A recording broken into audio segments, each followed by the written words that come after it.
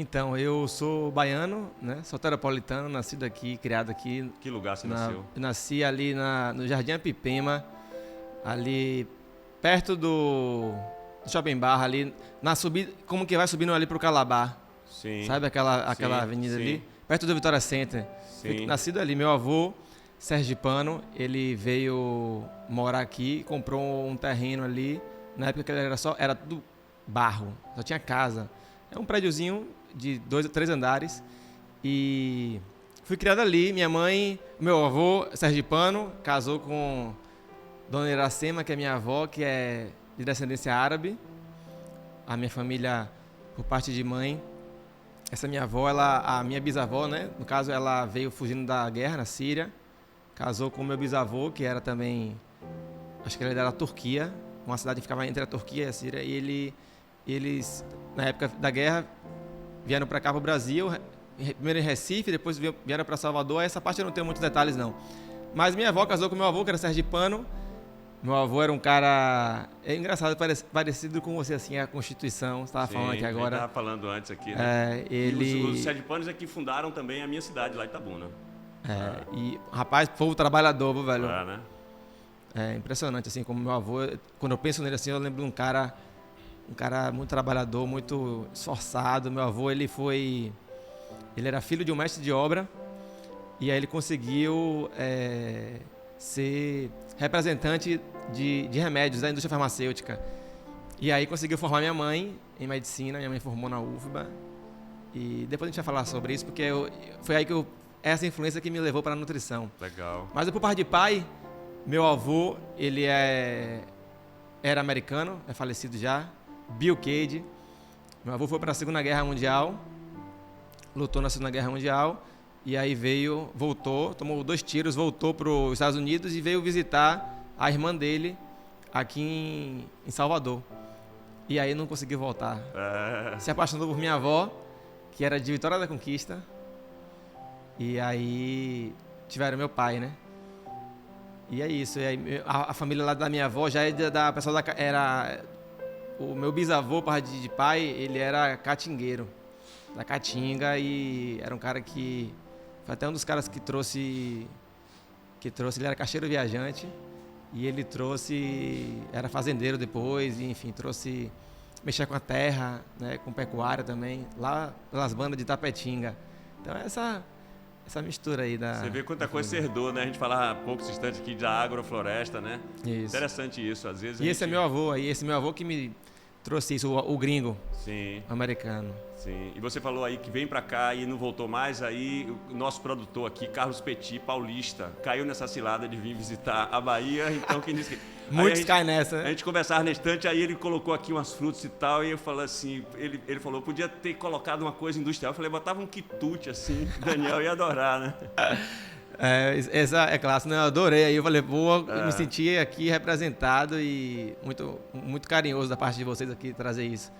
Mas esse meu avô, foi ele que me trouxe essa influência, né? Esse meu avô americano, ele era um cara, não tinha muito estudo, ele começou a dar aula de inglês aqui no Brasil, e aí ele era apaixonado pela natureza. Ele era um cara bem à frente do seu tempo, assim, ele era velejador, adorava o mar.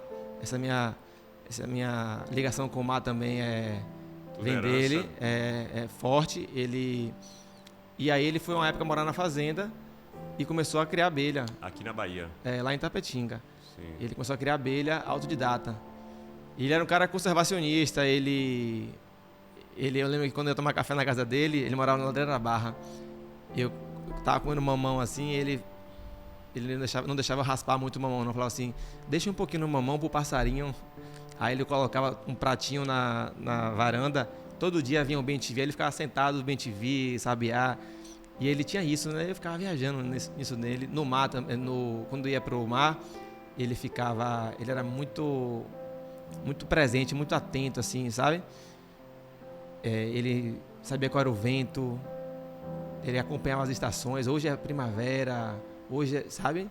Era um cara totalmente conectado com a natureza, e isso me chamava muita atenção. Isso é interessante, porque o ser humano assim, mais urbano perdeu isso totalmente, né? Perdeu. Esses caras, certamente seu avô sabia quando ia chover, né? Sim. Começa aquelas formiguinha de asa apareceu, Sabia. ou não, às vezes antes disso, né? Pelo vento mesmo. É, Né? como ele era velejador, ele morava de frente para o mar, ele tinha muita a leitura do mar, do vento. Ó, esse vento aí no noroeste vai trazer chuva e vai trovejar e tal. E ele era ele era uma sensibilidade dele, porque ele não foi criado em uma área urbana ou rural nos Estados Unidos.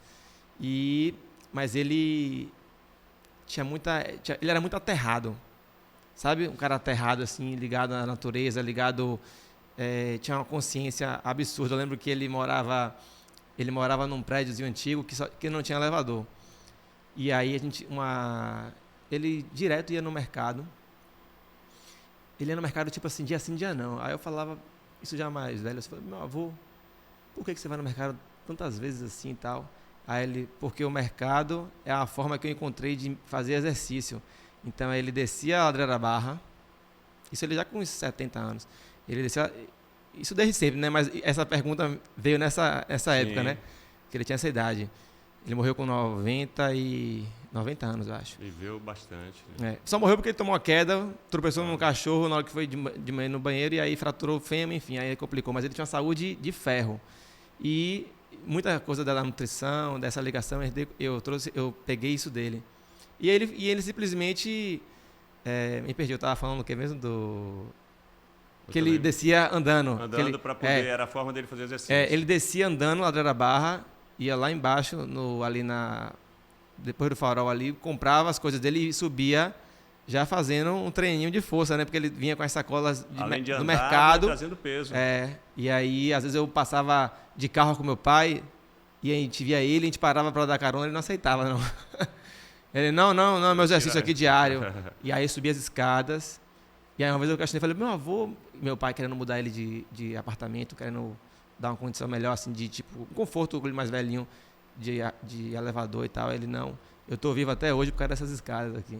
Sabedoria. Então, né? Meu avô, graças a Deus, eu tive essa figura aí que me trouxe tão muita... Eu lembro dele direto, sabe? Eu tenho muitas referências dele, assim, dessa coisa dessa consciência dele, né? Tá vivo em você também pela sua sensibilidade, né? De perceber isso e de também continuar na sua vida e no seu trabalho com essa coisa que você falou que é interessante, que é assim a percepção, né? O cara que chega no lugar e escuta, que observa. Vou dizer um poema, então. Você falou que eu acho que eu digo poema em homenagem a seu avô. Legal, manda aí. Rui Spieira Filho. Olha que poema bonito, que para mim assim é sempre ligado na espiritualidade, como tem muitos poetas, né? Sim. Acorda bem cedo, o homem da casa de telha vã, e abre janela e porta como se abrisse amanhã. E eis que a vida não é mais nem triste, nem só, nem vã. É doce, cheira a goiaba e brilha como romã orvalhada. E ele caminha, o homem, com passos de lã, para em nada perturbar a quietude da manhã. Já não há mágoas de perdas, nem angústias de amanhã, pois a alma que há na calma entre a goiaba e a romã é a própria alma do homem da casa de telha vã, que declara a noite morta e acende em si a manhã. Rui Spieira Filho. Assim, você falou do seu avô aí, eu imaginei uma pessoa assim, né? Total. Uma pessoa que, por ter essa percepção, vê na vida a poesia e faz poesia nos gestos dele também. É engraçado que ele era muito travado por causa da guerra, né? Meu avô teve uma vida muito sofrida. Quando tinha 5 anos de idade, ele chegou da escola e encontrou a mãe dele morta. A mãe dele se suicidou. Acho que ela tinha depressão, o pai dele era alcoólatra, tinha vivido a Primeira Guerra Mundial, cara totalmente sequelado de guerra. E ele foi para a guerra e tinha tudo para ser também, seguir esse caminho, né? E ele ensinava muito a gente. Eu lembro que eu, pequeno assim, almoçando na casa dele, deixava a comida no prato, ele vinha, ele ficava... Era a coisa que ele mais ficava indignado. E ele falava de não desperdiçar comida, que aqui em casa não se desperdiça comida. Ele era bem rigoroso em relação a esses valores, sabe? De não desperdiçar, de comer bem. Ele nunca entrou numa sala de faculdade, nunca fez nutrição e foi quem mais me ensinou nutrição, sabe? Eu lembro que ele falava da importância de comer as coisas naturais, da fruta. Ele fazia granola. Eu lembro quando eu pequeno, assim, ele fazia granola, porque é uma receita, não sei se é europeia ou se é norte-americana, mas é uma receita gringa, né? A gente tem aqui essa cultura já da granola, até os meus parceiros da tia Sônia, né? Sou muito amigo da Eu família. fui na fábrica lá, em Vitória da Conquista. Rapaz, que coisa linda. E a origem, né? A história deles toda, né? Muito legal. Como Marquinho, nasceu aquilo para chegar onde chegou. Eu cheguei a né? conhecer ela, a tia Sônia. Ela faleceu esse ano. E aí, velho, esse meu avô, ele tinha essa onda. Ele era muito travado. Ele dificilmente me dava um abraço, um beijo. Ele era muito travado. E aí a gente tinha que fazer essa leitura dele, interpretar. Ele às vezes falava assim, o que eu achava mais incrível nele é que ele falava muita coisa em pouquíssimas palavras, em uma frase, sabe? E ele era pra mim assim, meio que um mestre dos magos, sabe? Daquele desenho animado que eu olhava pra ele assim, ficava, rapaz, o que ele vai fazer? Então às vezes ele olhava, só dava um olhar assim, Já dizia. tipo, tava assim uma discussão, meu pai com meu tio, com alguém, ele chegava assim, ele ficava de cabeça baixa, aí olhava assim, aí todo mundo parava assim, ele não falava nada, não aumentava a voz, não gritava, nunca ouvi ele gritando. Então é um cara bem interessante assim, Assim, bonito você falar dele, assim, e a forma que você fala, e assim, a gente precisa ter mais pessoas assim na sociedade, no Brasil, né, no momento que a gente vive, no mundo, né? Não é um só cara no muito Brasil. inspirador, né? Eu me inspiro em muitas pessoas, assim, né? Estou trazendo aqui da minha família, né? Porque foram pessoas que eu convivi. Meu avô também. Meu outro avô, ele faleceu quando eu era muito pequeno. Eu tinha 7 anos. E meu avô, como ele era filho de mestre de obra, ele fazia tudo em casa. E eu tenho uma habilidade, assim, de... O que der de problemas em casa, eu resolvo. De trocar uma lâmpada, a resistência do chuveiro, quando dá um problema elétrico no quadro. E eu lembro que eu pequenininho, ele me levava e eu lembro também da relação dele com as pessoas, assim, com as pessoas mais simples.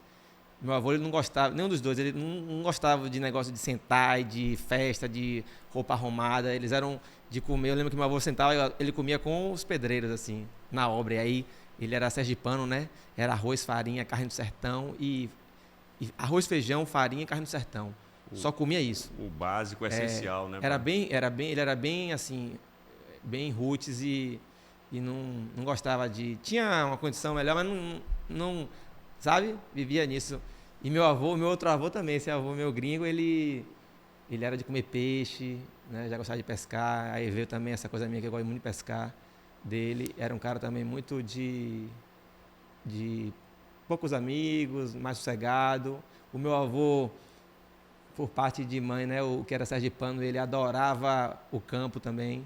Ele comprou um terreno uma vez, eu lembro quando eu era pequeno, em Feira de Santana, quando Feira de Santana não era tão cidade, tão urbano, e a gente ia para lá, ele falava que era o refúgio.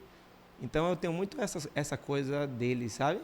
Dos homens da minha família, assim, da coisa do sossego, a quietude, né? Essa coisa de se resguardar, sabe? E eu sinto, manifesto essa sei lá, essa ancestralidade de tempo todo. Eu fico vendo hoje em dia como quando eu tô com algum problema, alguma coisa, eu sempre me recolho, vou para um lugar assim de natureza, ou eu faço uma viagem assim para Diamantina, né? Ou eu saio para navegar e aí tudo se resolve. Eu fico bem tranquilo. Mergulha para dentro de você mesmo, né? Você falando aí, assim, tem algumas semelhanças também com a minha família, porque a minha avó viveu 104 anos e 10 meses, né? Morreu ano passado. Baiana, cigana, né? Na verdade, eu nem sei se eu acho que ela não nasceu na Bahia. A mãe dela era nômade. Aí passando ali por Itabuna, sul da Bahia, aí ela tinha 12 anos, ela se casou com um cara lá que era administrador de uma fazenda, o meu avô. Você era a terra do cacau, A terra do cacau, um preto, sabe, um negão lá. E aí a família seguiu e essa minha avó casou com 12 anos. Então, os filhos todos analfabetos, só a minha mãe que estudou, porque o pai, quando você falou assim do seu avô, que era uma pessoa que não tinha, né, difícil do afeto e tal. O meu avô era assim, a minha mãe teve que fugir de casa para estudar. E você falou da coisa do pedreiro, desses trabalhos de casa, assim. Os meus tios, irmãos da minha mãe, eram pedreiros, mas eram pedreiros que nunca foram para a escola e faziam coisas que as pessoas comentavam, rapaz, como é que o cara fez isso aqui, sabe assim, de um perfeccionismo, né? Foda. E por conta, Daniel, de fazer esse tipo de atividade, eram pessoas assim mais tranquilas, como se fosse uma terapia, né? E eu também cresci, eu fazia meus brinquedos, carrinho, tinha serraria, tinha oficina mecânica, carpintaria, marcenaria, tudo tinha no fundo da minha casa, assim. Né? E seu pai trabalhava com isso também? Meu pai era caminhoneiro. Certo? Vivia viajando, né? Vivia viajando. Eu esperando meu pai chegar. A minha vida era esperar meu pai chegar de viagem. Então, assim, como é importante esse tipo de atividade, assim, né? Da gente fazer alguma coisa também, manual, né? A maior frustração desse meu avô americano era marcenaria. Eu lembro que eu só fui saber isso depois que ele morreu. É engraçado, na pandemia, ele me veio muito na cabeça. Antes dele morrer, antes da pandemia, eu recebi ele lá em casa e ele ficou 2 anos com a gente. Foi aí que eu conheci meu avô. Porque ele foi morar com... Minha avó faleceu, ele entrou em depressão punk. E aí eu falei, traz ele pra cá. Aí ele veio de lá de Tapetinga pra cá. E aí eu falei, meu avô vai ficar aqui, ó. Seu bisneto aí, Marcelinho, pequeno na época. E aí ele se recuperou, ficou bem. E aí eu pude conviver com ele, né? Ele era muito companheiro. Aí toda aquela coisa do afastamento, ele quando foi ficando mais velhinho, ele foi ficando mais doce. Foi cedendo mais, né? Então ele tipo assim, ele não almoçava enquanto eu não chegasse em casa. Eu lembro que uma vez eu cheguei em casa assim, tipo, eu esqueci de avisar na correria. De última hora, marquei uma reunião, cheguei em casa 3 horas da tarde. Já tinha almoçado, acho que foi num shopping em Salvador. Você já tinha almoçado. Eu almocei na reunião, aí comi uma coisa assim, né? Aquela coisa corrida que a gente vive aqui. E aí eu cheguei em casa, quando eu cheguei, ele estava sentado na mesa, mas sentado assim, numa calma, assim, numa paciência. E aí eu falei, putz, porra, meu avô. O meu prato, o prato dele, e ele assim sentado, e a mesa posta, mas a comida na cozinha, né? Aí eu falei, porra, meu avô, esqueci de lhe avisar, eu já almocei. Aí ele, não tem problema e tal. Então ele tinha aquela coisa, ele tinha um controle. E eu ficava, porra, como é que ele faz isso? Ele tinha um controle da coisa da fome, dos sentimentos, né? Dos sentidos. Ele tinha uma... E eu sempre admirei isso nele. Aí eu perguntava pra ele, né? Eu adorava conversar com ele assim. Ficava ele sozinho, aí eu falava como é que ele suportava ficar tanto tempo sem fome, sem ficar mal-humorado. Por que você não fica mal-humorado e tal? Aí ele fala uma vez pra mim que na guerra ele passou fome. Ele teve Ele participou da guerra no final da guerra. Era quando os alemães estavam recuando, e aí ele desembarcou, acho que foi na França. E aí o trabalho dele, ele era da infantaria zona, ele disse que ele era o que corria melhor. E aí ele falou que o exército americano vinha e ainda encontrava alguma resistência alemã pelas cidades. Então, graças a isso, ele sobreviveu. E aí parece que eles chegaram numa cidade e eles ficaram acuados. Parece um tanque alemão, e eles tiveram que cavar um buraco, se esconder numa floresta lá, e cavar um buraco, e ele ficou 3 dias nesse buraco. Só aí é um aprendizado para uma vida toda, né? E aí ele falando, né? Ele não gostava, eu sou da geração de Rambo, desses filmes todos de guerra, né? E aí eu achava que meu avô era Rambo, né? E aí eu ficava perguntando para ele, eu nunca me esqueço, meu avô, e aí, você já matou alguém, você atirou alguém? Ele, segundo ele, disse que não matou ninguém e que ele ficava puto. Ele falava pra mim assim, se você participasse de uma guerra, você jamais ia gostar de assistir isso. Ele levantava se estivesse assistindo um filme de Schwarzenegger, esse filme de tiro, guerra, que eu era muito fissurado por isso pequeno, né? E aí ele perguntava, e aí, meu avô, você ganhou, quem foi que ganhou a guerra? Aí ele falava também pra mim assim, na guerra não tem vencedor, todo mundo perde. Ele tinha vários ensinamentos. E aí essa coisa da comida, sabe? Ele me ensinava assim, com essas conversas e tal. Então é um cara que eu tenho assim, eu agradeço a Deus por ter convivido com ele mais um pouco, sabe? E muitas das coisas que eu acredito vem dessas influências e é uma referência total para mim, assim. Tento trazer isso no meu trabalho também, porque eu vejo e conheço muita gente que não tem essas referências, né? É mais difícil quando você não tem uma referência, ou tem uma referência do lado oposto. E aí eu acho que isso nos ajuda, né, a trazer um norte ali do que a gente acha que é bacana. Exatamente. Eu trabalho com saúde, então é sempre tentando ajudar as pessoas de uma forma mais holística, né? Não é só coma isso, coma aquilo, isso pode, não pode. E assim, essa coisa da pessoa ter uma referência, muita gente não tem falta porque não vai faltar o que a pessoa nunca teve, né? Assim, Sim. né? Então é importante trazer esses valores para as próximas gerações, né? Imagina como deve ser a sua criação, né? A criação dos seus filhos, né? Mas eu quero que você fale um pouco também da parte feminina. Você falou bastante assim, né? Dos seus avós, né? Sim.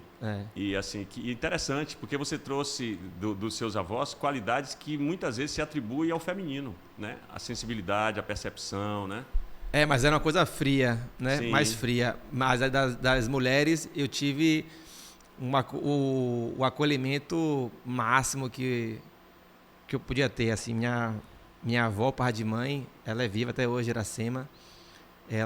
Minha mãe teve 4 filhos, teve filho com 22 anos, eu acho, médica, estudante na época na UFBA. Não teve muito tempo para criar a gente. Então minha avó fui criado entre minha avó e minha mãe, morava no mesmo prédio. Minha avó num térreo, tinha um quintal na casa dela, e minha mãe no terceiro andar. E minha avó, bicho, me dengava, era aquela avó do caricata, sabe? De entupir de comida, de amor, carinho, afeto, era dona de casa. Então eu tive muito amor, assim, fui criado com muito amor. Minha mãe também, muito amorosa. Minha mãe viveu pra gente em função do trabalho dela, né? Minha mãe assim me levava também. Na escola todos os dias e me buscava todos os dias. Eu fui atleta uma época da minha vida, no iate, de natação. Minha vida inteira, né? Dos 7 até os 20. Ela ia para todas as competições. Minha mãe é, né? Ela tá viva. Eu tive Torcedora número 1 ali, né? Rapaz, vibrando, né? Já minha outra avó, por par de pai, ela já era um pouco mais distante. Engraçado isso, mas ela era muito carinhosa comigo, ela me dengava, porque eu sou o único homem da minha família. Eu só tenho prima quer dizer, tenho um primo depois que veio um primo homem, mas eu só tinha prima e irmã mulher. São 3 mulheres lá em casa e eu, né? Então, meu irmão, ela dava R$5 para minhas irmãs e me dava 10 escondido.